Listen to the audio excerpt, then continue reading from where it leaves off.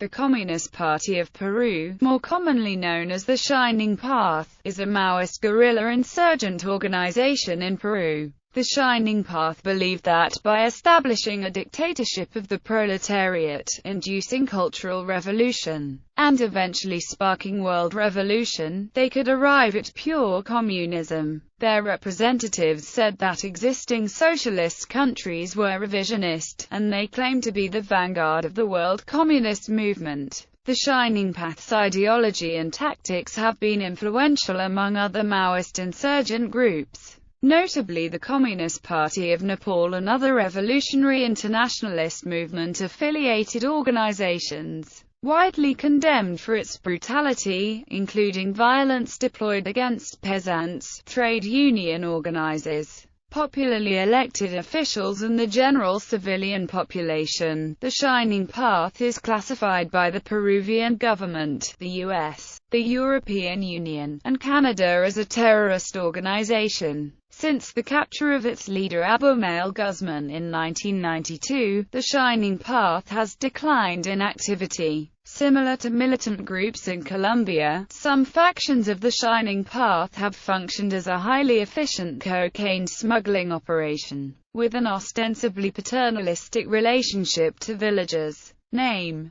The common name of this group, Shining Path, distinguishes it from several other Peruvian communist parties with similar names. The name is derived from a maxim of José Carlos Mariátegui, founder of the original Peruvian Communist Party in the 1920s. El Marxismo-Leninismo abrirá el Sendero Luminoso hacia la Revolución. This maxim was featured in the masthead of the newspaper of a Shining Path front group. Peruvian communist groups are often distinguished by the names of their publications. The followers of this group are generally called senderistas. All documents, periodicals and other materials produced by the organization are signed by the Communist Party of Peru. Academics often refer to them as PCPSL. Origins. The Shining Path was founded in the late 1960s by Abimael Guzman, a former university philosophy professor. His teachings created the foundation of its militant Maoist doctrine. It was an offshoot of the Communist Party of Peru, Bandera Roja, which in turn split from the original Peruvian Communist Party, a derivation of the Peruvian Socialist Party founded by José Carlos Mariátegui in 1928. The Shining Path first established a foothold at San Cristobal of Huhsunqu University, in Ayacucho, where Guzman taught philosophy.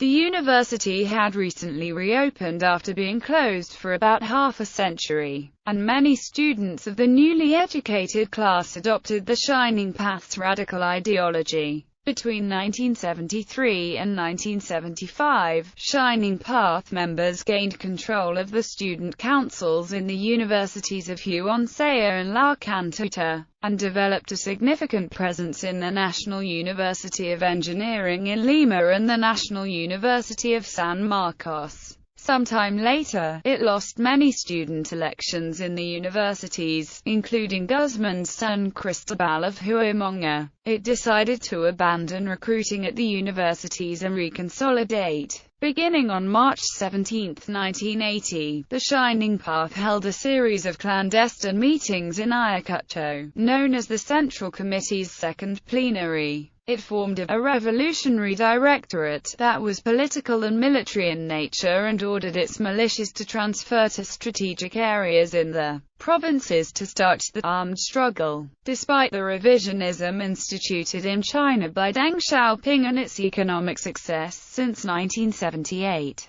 the group also held its first military school, where members were instructed in military tactics and in the use of weapons, without any economic, moral or scientific consideration. They also engaged in criticism and self-criticism, a Maoist practice intended to purge bad habits and to avoid the repetition of mistakes. But the indiscriminate killings were their first mistakes, which caused the population's fear but not their support. During the existence of the first military school, members of the Central Committee came under heavy criticism. Guzman did not, and he emerged from the first military school as the clear leader of the Shining Path. Guerrilla War. When Peru's military government allowed elections for the first time in a dozen years in 1980, the Shining Path was one of the few leftist political groups that declined to take part. It chose to begin guerrilla war in the highlands of Ayacucho region. On May 17, 1980, on the eve of the presidential elections, it burned ballot boxes in the town of Chashi. It was the first act of war by the Shining Path.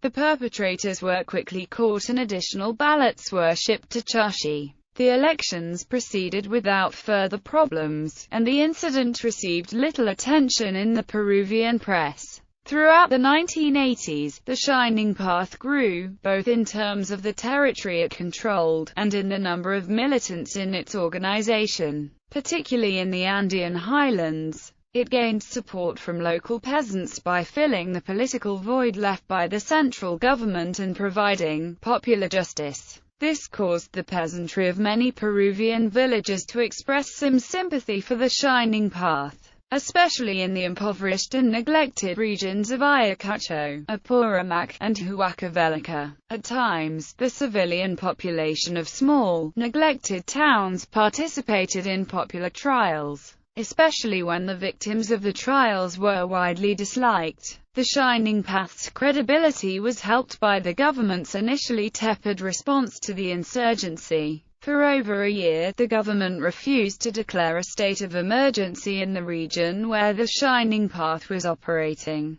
The Interior Minister, José María de la Yara, believed the group could be easily defeated through police actions. Additionally, the president, Fernando Belaúnde, who returned to power in 1980, was reluctant to cede authority to the armed forces, as his first government had ended in a military coup. The result was that the peasants in the areas where the Shining Path was active thought the state was either impotent or not interested in their issues. On December 29, 1981, the government declared an emergency zone in the three Andean regions of Ayacucho, Huancavelica and Apurímac, and granted the military the power to arbitrarily detain any suspicious person. The military abused this power, arresting scores of innocent people, at times subjecting them to torture during interrogation and rape. Police, military forces, and members of the popular guerrilla army carried out several massacres throughout the conflict.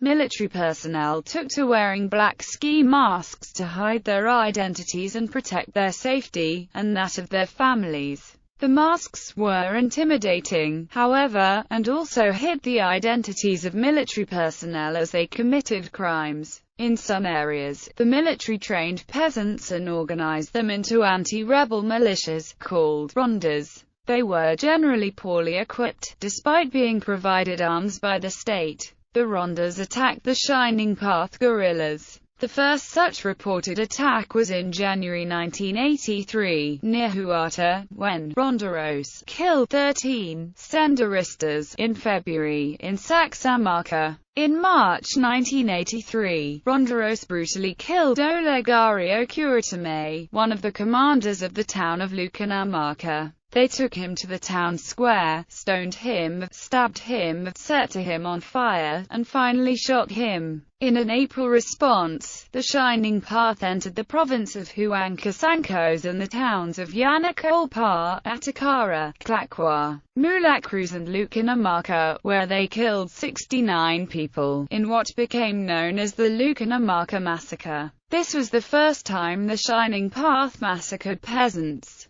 Similar events followed, such as the ones in Huilo, Tambo district. The guerrillas killed 47 peasants, including 14 children aged 4 to 15. Additional massacres by the Shining Path occurred, such as the one in Marca on August 29, 1985. The Shining Path's attacks were not limited to the countryside. It mounted attacks against the infrastructure in Lima, killing civilians in the process. In 1983, it sabotaged several electrical transmission towers, causing a citywide blackout, and set fire and destroyed the Bayer industrial plant. That same year, it set off a powerful bomb in the offices of the governing party, Popular Action, escalating its activities in Lima. In June 1985, it blew up electricity transmission towers in Lima, producing a blackout, and detonated car bombs near the government palace and the Justice Palace.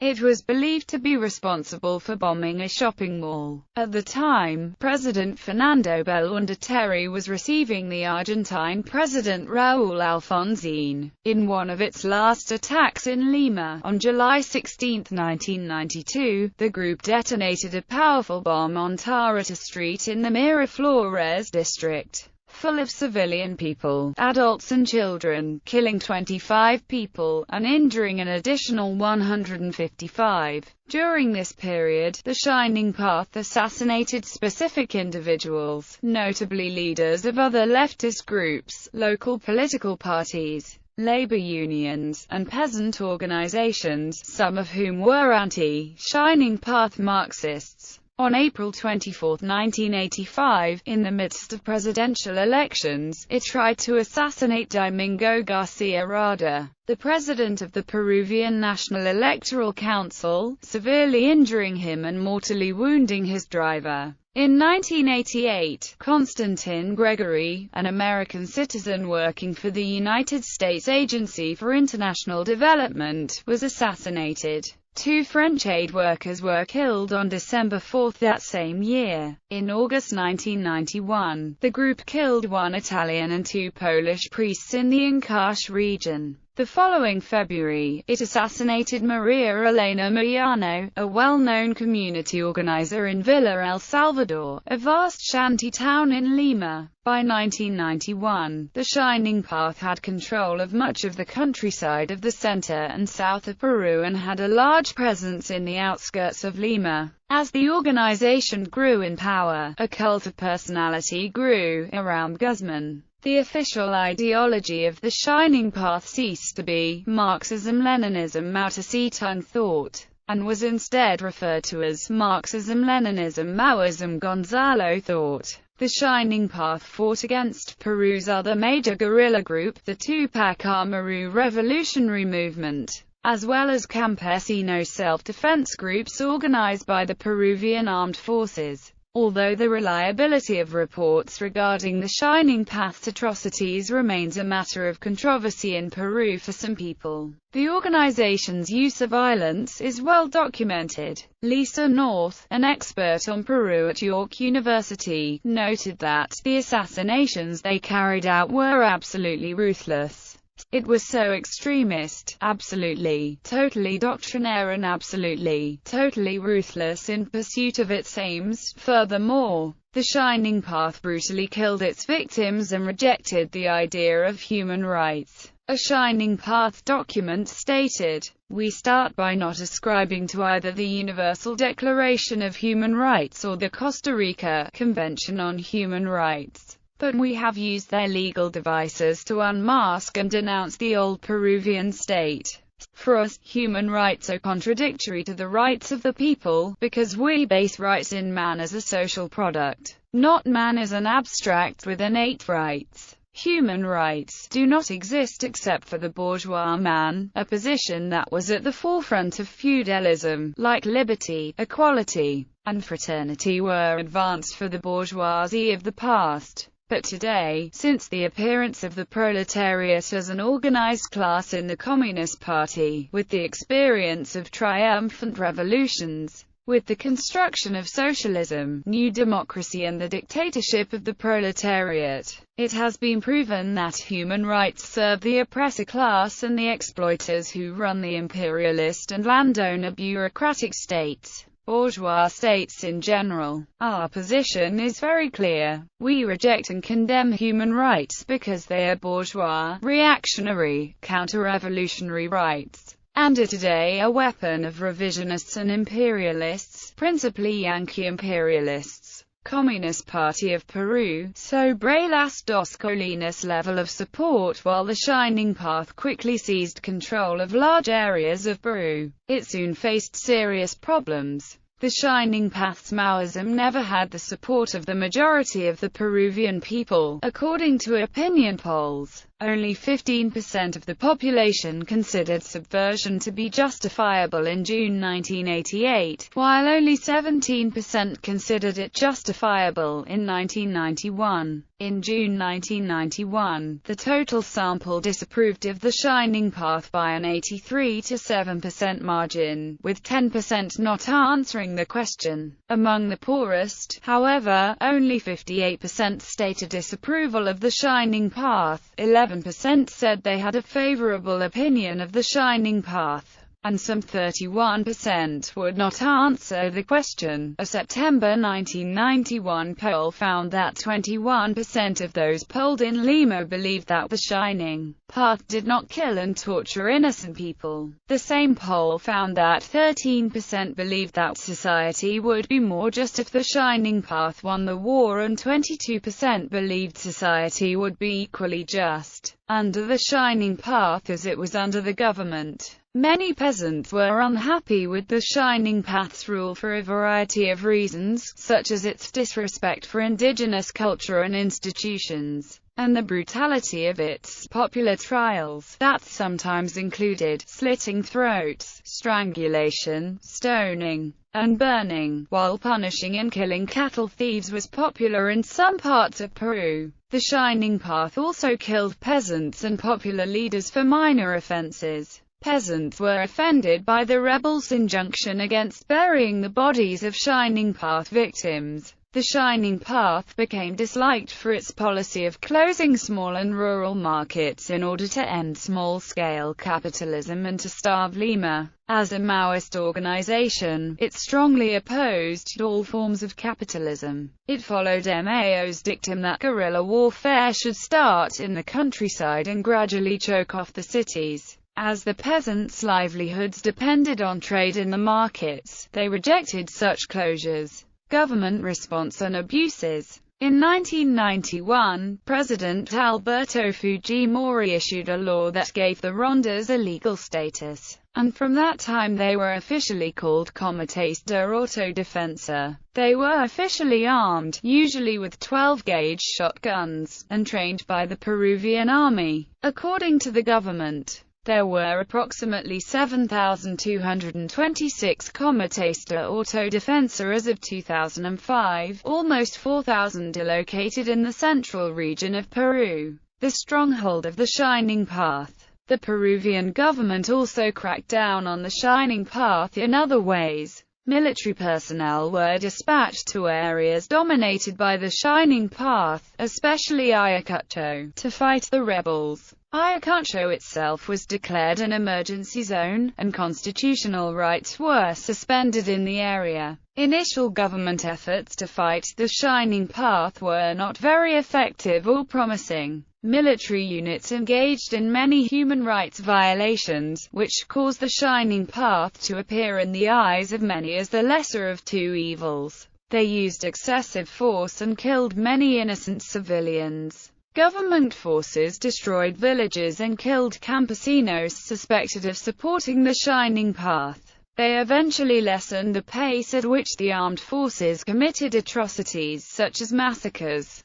Additionally, the state began the widespread use of intelligence agencies in its fight against the Shining Path. However, atrocities were committed by the National Intelligence Service and the Army Intelligence Service. Notably the Lark Anteater massacre and the Barrios Altos massacre, both of which were committed by Grupo Colina. After the collapse of the Fujimori government, interim President Valentin Paniagua established a Truth and Reconciliation Commission to investigate the conflict. The commission found in its 2003 final report that 69,280 people died or disappeared between 1980 and 2000 as a result of the armed conflict. The Shining Path was found to be responsible for about 54% of the deaths and disappearances reported to the Commission. A statistical analysis of the available data led the Truth and Reconciliation Commission to estimate that the Shining Path was responsible for the death or disappearance of 31,331 people, 46% of the total deaths and disappearances.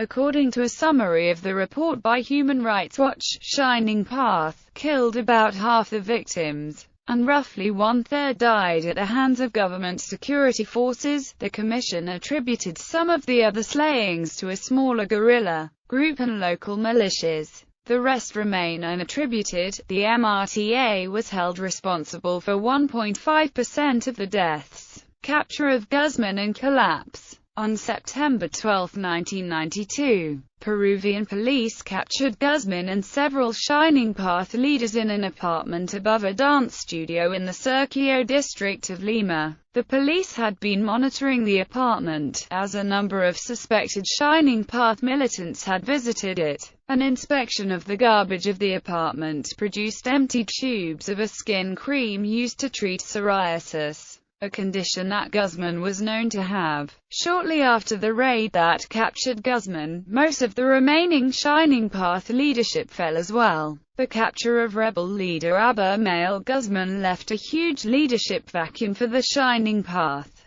There is no. 2. There is only Presidente Gonzalo and then the party, a Shining Path political officer said at a birthday celebration for Guzman in Lurigancho prison in December 1990. Without Presidente Gonzalo, we would have nothing. At the same time, the Shining Path suffered embarrassing military defeats to self-defense organizations of rural campesinos, supposedly its social base. When Guzman called for peace talks, the organization fractured into splinter groups, with some Shining Path members in favor of such talks and others opposed. Guzman's role as the leader of the Shining Path was taken over by Oscar Ramirez, who himself was captured by Peruvian authorities in 1999. After Ramirez's capture, the group splintered, guerrilla activity diminished sharply, and peace returned to the areas where the Shining Path had been active.